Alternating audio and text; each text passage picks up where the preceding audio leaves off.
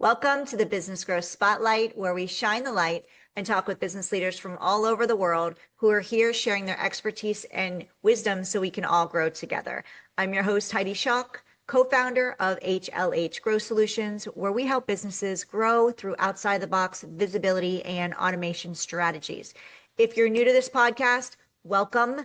I'm excited to have you here joining us today, and you're in for a fantastic conversation around something that is very needed in any type of business. So whether you're a startup or you're in the growth stages, you need to be consistently doing this in order to be keeping your doors open and growing. So without further ado, I'd like to introduce my guest today, Simon Gerstler with Pipe Global. So welcome, Simon, to the podcast.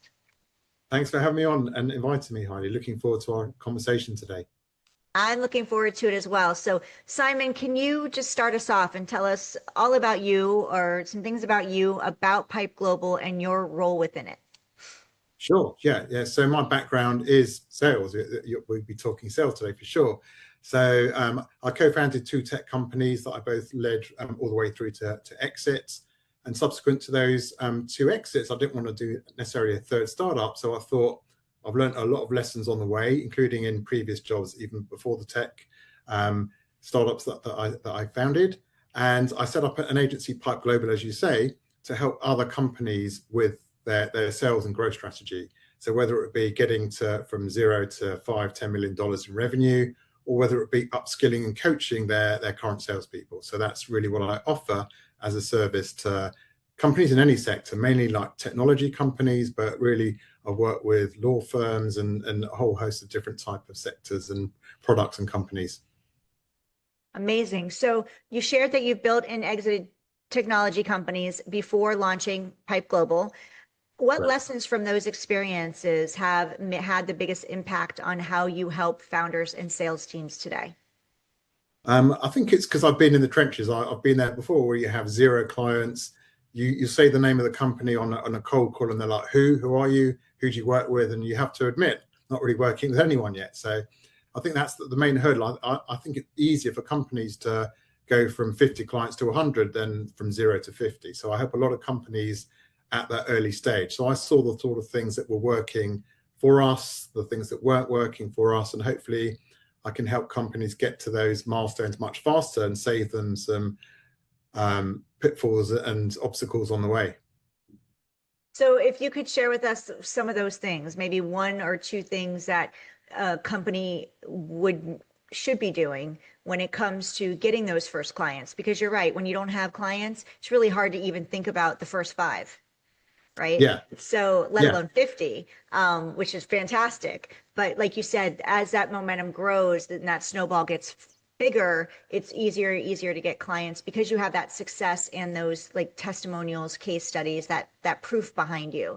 So if there's a startup listening right now, listening to you, what would be something that they should be doing in order to get that first client?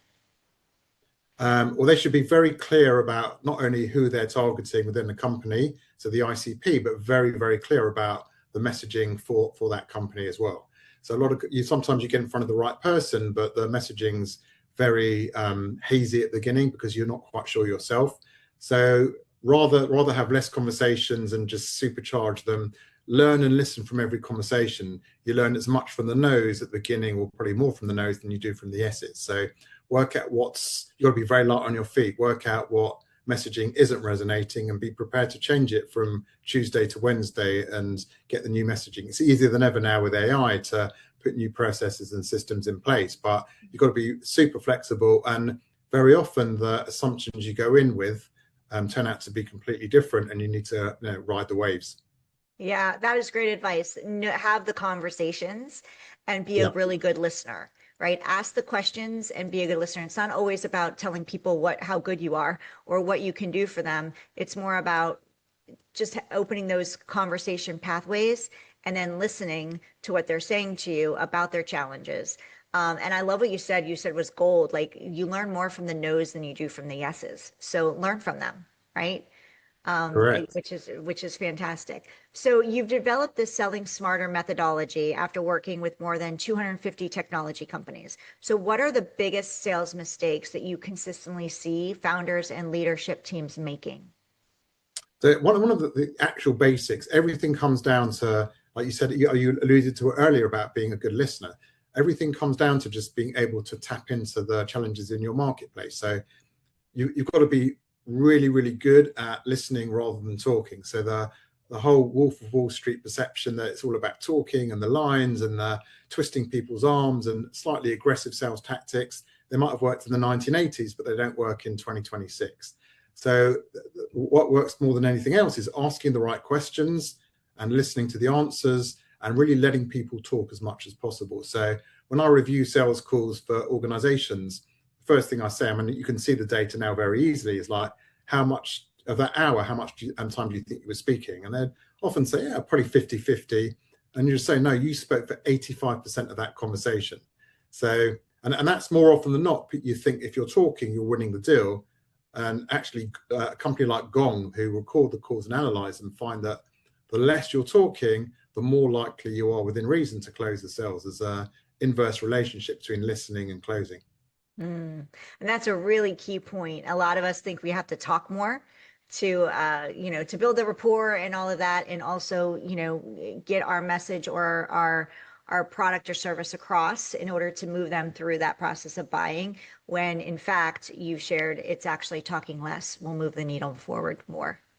Yeah. Yeah, really digesting and repeating back to them. So one of the key things I teach is at the end of the discovery, which is when you're asking the questions at that initial call, is repeat back. So if I'm understanding you right, Heidi, you're telling me that this is a challenge, this has been the impact of that challenge, and you're looking to solve it in this couple of ways because this A, B, or C hasn't worked in the past.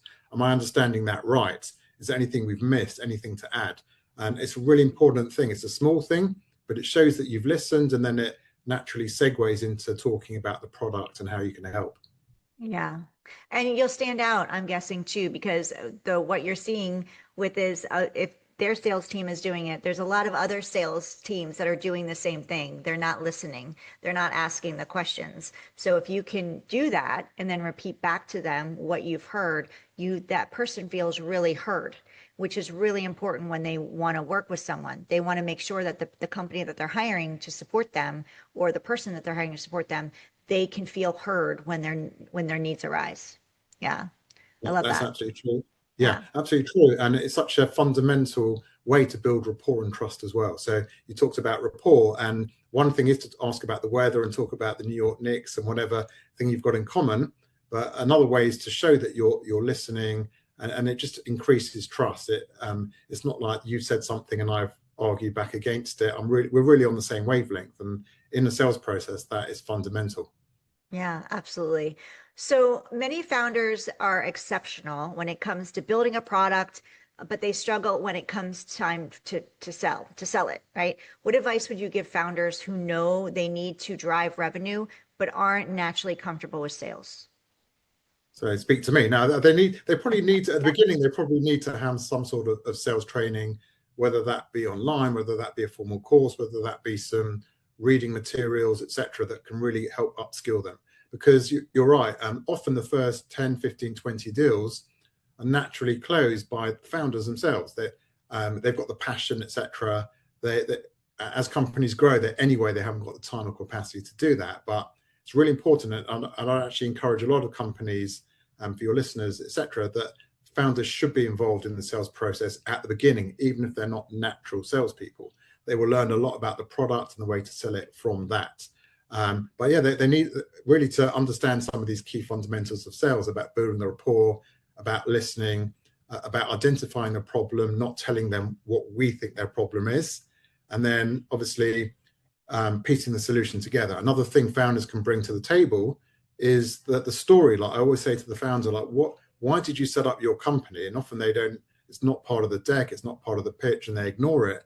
And I say to them, this is key. If you can show the passion of why you set up the company, what your why was, as we know from some of the TED Talks we've seen in the past, what's your why?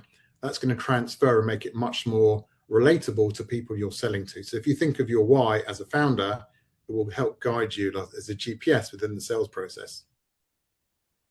Great advice. So Simon, can you share a story about a company that came to you struggling with growth or sales performance and what changed after implementing your approach? You don't have to share the company name, just an example of somebody you've worked with. Yeah, I think there's been many examples over time. I think often it's when you're going into a new sector or a new industry, you might not have sold to that sector before, and really helping them understand and draw the lines between one industry where it works and another sector maybe where there's a different personality, a different persona. So a lot of the work we do is really understanding who your decision makers are, which can be a few different types of decision makers and personalities depending on what you're selling, particularly in an enterprise sale. So you might have been selling to, for example, a CTO or a CISO who are very technical. So your language and your success has been from talking in a technical language.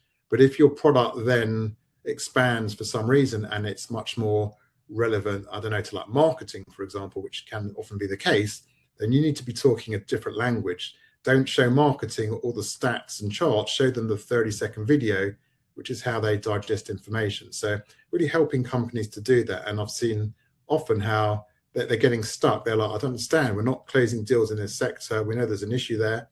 And it's because they're talking in the wrong terms to their new ICP. So Simon, you've built a LinkedIn audience of more than 30,000 followers, and you consistently share valuable sales insights.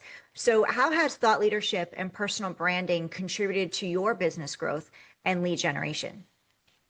Glad you asked that. It's really been everything. So almost all of those 250 clients that I've worked with have been through word of mouth, through referral as a direct result of my LinkedIn activity, almost like giving free advice, which it is free because it's on LinkedIn. And if it resonates, that what often happens is they'll say, I liked your video you did on objection handling, or you did a good video on how to negotiate, etc. We've had that exact issue. Can you just spare us 30 minutes? And often those have led to 3, 6, 12-month engagements. So if you can come across to some degree as an expert within your field, naturally, and you're connecting, for sure, you have to do that in parallel with the right types of people. So one of the decisions I made early on when I set up Pipe Global was to connect with a lot of people who on their LinkedIn, it said they're in stealth mode. Now, sometimes stealth mode doesn't materialize into anything, but I connected with hundreds and hundreds of people in stealth mode. Meantime, I've been posting 2, 3, 4, 5 years. Some of those companies did materialize, and it turns out they've been following my content, and it turns out we ended up working together. So I played like a slightly longer game. There's no point putting good content out if you haven't got a big audience or that you haven't got the right audience. So everything's got to work in parallel. So you mentioned that you do a lot of your clients now come from referrals because you've built Yeah. that over years. So when you first started, how did you get your first so many clients? Was it through putting out the content? Did you do cold outreach? Were you doing what were the ways that you were getting seen by your ideal clients? So I effectively announced to the market what I was doing, what experience I brought to that. And yeah, you're right. Day one didn't have like lots of clients. I had a sort of a warm start because I had people who'd approached me for sales consulting anyway, which gave me the confidence to leave my job and go all in on it. So I had a bit of an advantage. I wasn't starting from ground zero there, but yeah, it's just as simple as effectively letting people know what they do. Another thing is, you're right. If I talk about sales consulting, but it turns out that what I offer is an accounting service, that's not going to help me. So every once in a while, you have to be quite specific about what you do, who you do it for, share success stories so that you're getting the right people coming to you as well. Mm-hmm. Yeah, absolutely. So I'd like to dive into AI a little bit, Simon, because it's here, it's evolving Yeah. fast, and it's changing the landscape of business in many different ways. So where do you see AI genuinely improving sales effectiveness today? And where do you think people are overestimating its capabilities? It's a great question. I think a lot of people think that AI is going to just blitz every industry. Nothing's going to exist today that existed yesterday, which I think isn't going to be the case. This is my amateur opinion. It might based on just intuition, really gut instinct. I think where it does help, the first part of your question, where it really does help is the lead generation, when you need to filter 1,000 leads, and you can use tools like Claude or whatever it would be, or Swan or Clay, to personalize outreach, to make sure that you're not doing what in the old days would be like 20 minutes research on the website and spending a lot of time. You can do that in minutes, get 1,500 clients, wherever it would be, with really pertinent information that you can use. So it's going to help in the beginning of the sales process. My gut instinct is a lot of companies are going to want to save costs and assume that they can just almost like sidetrack the whole sales process itself. Whereas I think further down the sales process, where we do have that white glove treatment, the rapport we've discussed already today, that's never going to go away, I don't think. So some companies are going to try and automate that and have bots, and I think there'll be a backlash. People are still going to want to speak to someone that they can connect with. They're still going to want to meet someone at an event. They're still going to want to trust the company through personal contacts, and the ability to ask questions and not get a 3-second bot replying to that question. So I think early on in the sales process, for sure, it's going to save a lot of time. It's probably going to take some jobs, compared to what you might have as a full stack of salespeople. But across the whole sales process, I think salespeople are here to stay. Yeah, absolutely. I agree with you, because there's only so much like it. We, for example, we have an SDR tool, an AI automated SDR tool, which is great for getting the appointment on the calendar. But once that happens, a human gets to take over, because Yeah. and a human may take over prior to that. AI may escalate that conversation where a human steps in and finishes it, in order to either let that conversation go because they're not a fit, or it moves it to the calendar for further conversation. But nothing's going to replace that relationship building. Nothing's going to replace that customer service, where people want to, like, going back to feeling heard if they have a challenge or they have an issue, or they just also want to, tout your product or service. People feeling heard and connected. That's never going to change. And we've had a lot of conversations with the market as far as the audience goes, and also with people like you who are coming on the show and sharing your journey and your wisdom and expertise, as well as what's working for you and not working for you, which, thank you for this, is that a lot of them are in agreement. That's one thing that AI is great as a tool to create efficiencies, to support their teams, and it's never going to replace that one-on-one interaction or that relationship building and that connection. And one thing I heard recently on the radio, I would say maybe 3 weeks ago now, is that a lot of companies that released a lot of their people, their teams or their staff, because of AI coming up, and they really thought AI was going to fix a lot of things and take care of a lot of things, are now rehiring, because they're Oh, that's realizing, yes, they're realizing that AI was not where they thought it needed to be, or where they thought it was, and that they're seeing that people still want to buy and work with people who work with people, you Yeah, know? that, that, So, that people skill's never going to go away. That human rapport. I mean, it's since time immemorial that you buy the car from the dealer that you actually bond with and you trust, rather than, I mean, everything can be done online now. You can go to a dealership. I've had friends who've knew what car they wanted to buy. They've gone to a dealership of a certain type, not enjoyed the interaction, and just said, you know what, I'm going to get a similar car, different dealership, and just walked out the door. So we still want to buy from people that we trust, we like, and we've got a personal connection with. yeah, absolutely. So as companies move from founder-led sales to building a true sales organization, what tends to break first? What tends to break first? I think sometimes what can be an issue is that the founders who haven't enjoyed sales, but they've done it because needs must, and for the reasons we've outlined earlier, they move away maybe too quickly before that there's a repeatable sales process in place. I mean, a lot of the work I do is to build a sales playbook, because even if a founder's had some success, when you ask them to put their finger on what worked, they couldn't really say it was because of A, B, or C. So often when we review the calls together, we can see what worked and how to replicate that. And yeah, they won't build like a sales playbook. So they close the first 10, 20 deals. They think, okay, this is pretty easy. I mean, it's never easy. So let's hire the first 2 or 3 people, etc. But if they haven't got a sales process, an ideology really about what they're doing, who they're doing it for, then things can break pretty quickly and they can stagnate much earlier than they expected. Mm. So, question for you, Simon, you mentioned, shared with us what's worked for you, which LinkedIn has been a really great source of leads for you. Is there anything you've done, marketing or visibility wise, that didn't get that a return on investment that you had hoped for, or just didn't work in the way that you had hoped? Um, not really. I mean, the only way I market is through LinkedIn. I'm currently working on a book, which I'm hoping will be a good lead magnet for. I mean, it remains to be seen. It's the same as when I'm talking about founders not knowing exactly until they've had 20, 30, 40 conversations. So I've been working very hard on a book, and I'm hoping that will lead to more work because it was really sharing some of my secrets that I've built up over 30 years and hopefully can be applied to individual companies on a much more tailor basis. So that remains to be seen. In terms of, I mean, I've tried to stay in my lane and I haven't done cold outreach. I haven't done LinkedIn outreach myself. Maybe not a good idea but it's worked out historically. There's always seems to be some sort of amount of leads coming in every week through the network effect, just getting bigger and bigger over time. Yeah. So, can you share with us challenges? What challenges have you faced as you've been growing?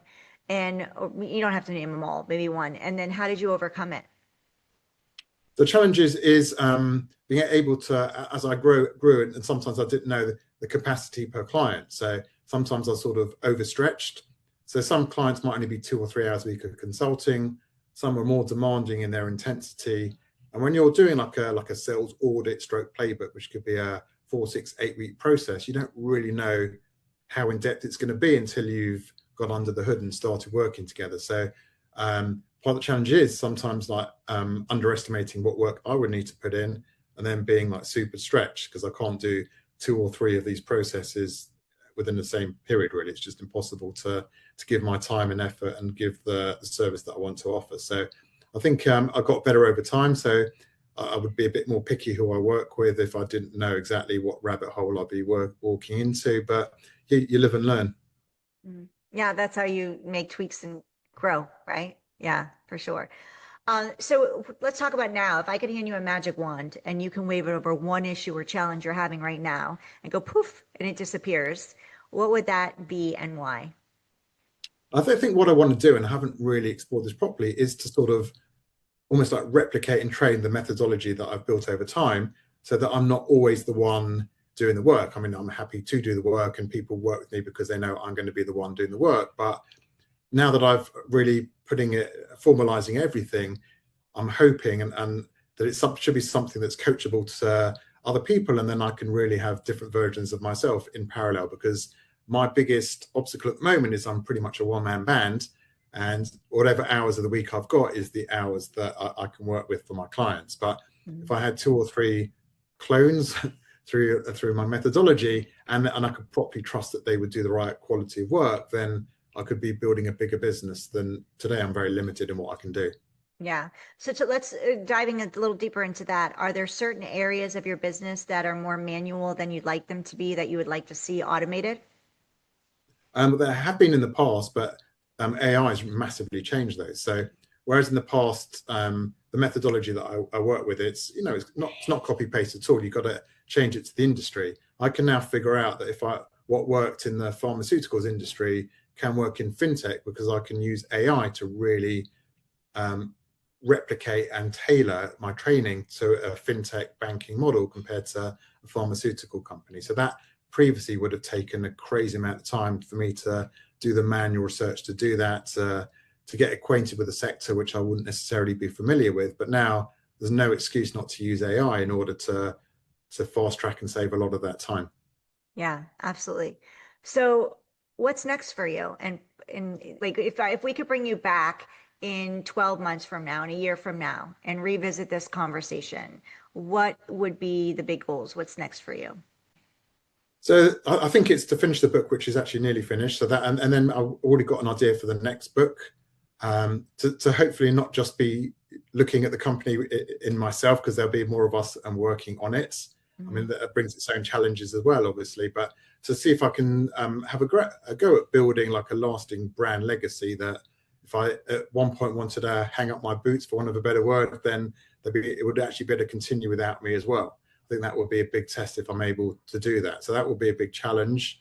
Um, And yeah, and also a lot what I haven't really incorporated enough into my training, which has been very valuable when I have, is a tool called Lumina Sales, which is a psychometric sales testing kit that's really, really good at number one, mindset, number two, about really understanding the personalities that you're working with. Whenever I've used it, the reception's been amazing, but I've got a bit lazy and complacent and haven't really incorporated it. So hopefully, if you invite me back in 12 months' time, I'll be able to say, well, Lumina Sales has been a mad success because I've done A, B, and C with it. I love that. Are you open to, is that the name of your book? The book itself is called Selling Smarter, and there's a reason behind that. I just want to quickly share the reason behind it. So before I was in technology sales, my early sales days were I sold jewelry. It was my first job, selling pearls like necklaces, bracelets, earrings, etc., to jewelry stores as a wholesaler. And then my second one was working as a visiting tailor to very busy executives. It was actually a US company, but I was working at the London office. And we would go into the banks and the law firms and make $1,000 tailored suits, and accompanied it with the shirts, the shoes, all the other things that you'd wear around it as well. And the training I received from that company lives with me today, even though it was selling suits one-on-one. So the name Selling Smarter, just almost like a play on words as well. I think everyone should be selling smarter, but I sort of owe a debt of gratitude to my tailoring days and applying those lessons today. Oh, I love that. Do you have an expected date of when it's supposed to come out? Yeah, I'm hoping by the end of July. By the end of July, Ah, yeah. so right around the corner. That's great. That's fantastic. Yeah, very soon. Yeah, Awesome. I can't wait for that to come out, and I'm excited for you. So congratulations on the book thank you. and possibly a book two within the next year. Oh yeah, Um, yeah. do you know where we'll be able to get the book? So the ebook version is, not done and dusted. I'm still like editing it and doing everything else with it. That will be. I'll drop it into my LinkedIn so that then and have probably like a download version, like a landing page to that. But I'm also going to be looking to sell it on Amazon as well, like the hard copy version. I mean, the way I've built it is I need to have like slightly different versions based on if it's an ebook versus based if it's more of like a more traditional book. So that's going to take some of the time before the launch. But yeah, so it'll be available on Amazon, and it'll be available like if you through my website or on LinkedIn. Amazing. So congratulations. And you're Thank doing you. this all yourself, which is incredible. You're I'm just doing it. I'm doing you're it a rock myself. Yeah, star, Simon. You're a rock star. I try. I try. Well, can you share with everyone how they can connect with you and learn more about Pipe Yeah, Global? sure. Because I know there's people out there going, I need sales support. So yeah, thank you. So my website is staying in touch with the book. It's sellingsmarter.co. So not .com.co, sellingsmarter.co, which gives a bit of background about the types of coaching and advisory work I do. And on LinkedIn, I'm fortunate in a way that there's only one person with my name, not just on LinkedIn, but in the world. There's only one Simon Gerstler in the world. Amazing. So my surname is spelled Gerstler. And so Simon Gerstler, look me up on LinkedIn, always be happy to connect and follow, etc. And that's where I drop my daily content. So just tips about sales every day to follow. Amazing. So make sure you go to .co and go learn more about Simon, about Pipe Global, and how he could possibly support you. Go connect with him. He's a great guy. The book's coming soon. Depending on when this episode airs, we're in June, beginning of June, as we are having this conversation right now. So we might be dropping this right around the time that the book launches. So make sure you go to his LinkedIn, go grab that ebook, and he'll keep you posted on when the hard copy is coming. And Simon Gerstler, he's the only one out there, which is fantastic. You make it so easy, Simon. Make it easy.